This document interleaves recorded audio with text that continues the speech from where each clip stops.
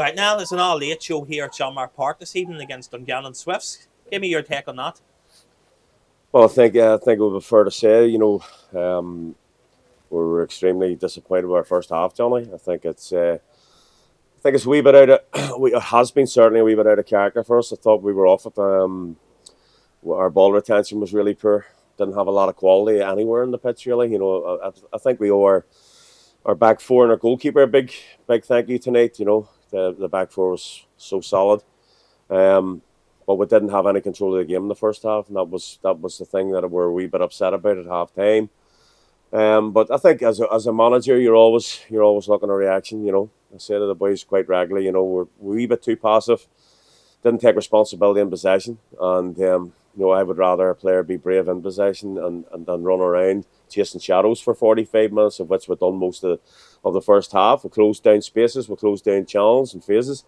But ultimately, in possession of the ball, we were poor, and we gave the ball away too much. We didn't carry a threat, and that was a huge disappointment. I think getting in at half time was huge, but I think yet again, the importance of getting a reaction from players is huge, and I don't think anybody would say our second half performance didn't certainly deserve a draw out of the game. To get a winner in the 95th, 96th minute is a huge plus, but I was really pleased with the second half, and again, massive compliments to the subs that came on.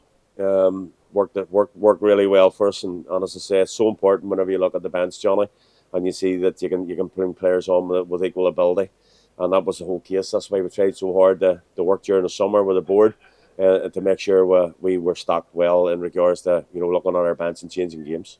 Seemed to be a story we looked really dangerous on the break, but would maybe get to the 18-yard box and maybe make the wrong decision, or like you say, would give the ball away. Yeah. And would that be fair? I think that's fair. I think it's difficult because they're a good side, and I think that sometimes whenever this is a huge club, we all understand that. But I think in the olden days, maybe been looking guaranteed 3 points against Dungannon Swifts, but Dungannon Swifts in the Premier League now 16, 17 years, and they're a good side, and they've had some great results this season. You can see why. But this is our early days and our stages and stuff like that. But to match, I think the most pleasing thing so far, Johnny, is that we're on a course with a lot of teams. Any team we've played, we've give a real good account of ourselves, and I think we'll match Dungannon tonight. I think a draw probably would have been a fair result to everybody. I think Rod would have took a draw as well, and I think after our first half performance, we certainly would have been okay with the draw. But to keep going, to be fair, we brought Ross on there with 10 minutes to go. I think Josh Ukek's Bolt had gone. So bringing Ross on, Ross was fantastic up and down the last 5-10 minutes. Got us a corner and we broke down the left. We actually looked quite dangerous in the last five minutes of the game.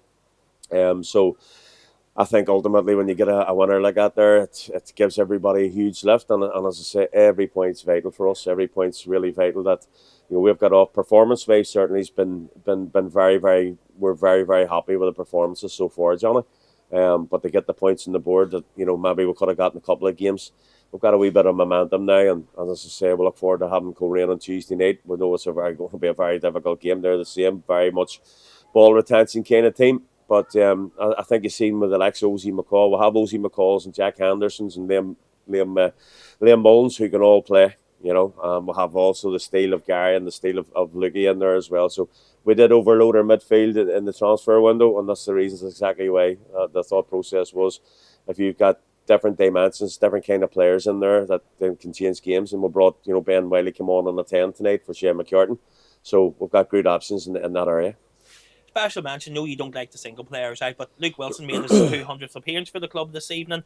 I remember him scoring in your first spell at the club down here against Carrick Rangers. A few words on Luke. Well, listen, me and Luke go back a long time. I remember as a baby at 16, I think I would have been one giving his debut in the senior team. No, I think Trevor Williamson claims that accolade. He brought him on. It was sort of in between that time of Pat and Ronnie and yourself. Right, and I think Trevor introduced him. I think he made his debut in December 2016. Well, that's disappointing. I always told him it was me, but no, we go back a long time. And as I said, obviously he's came through an awful injury. He's been out a long time, but he's getting back to his very best. And again, he's one of them guys that you're getting. You know what you're getting out of every game. And as I say, he played most of the last season for us at centre back and was outstanding for majority of the season.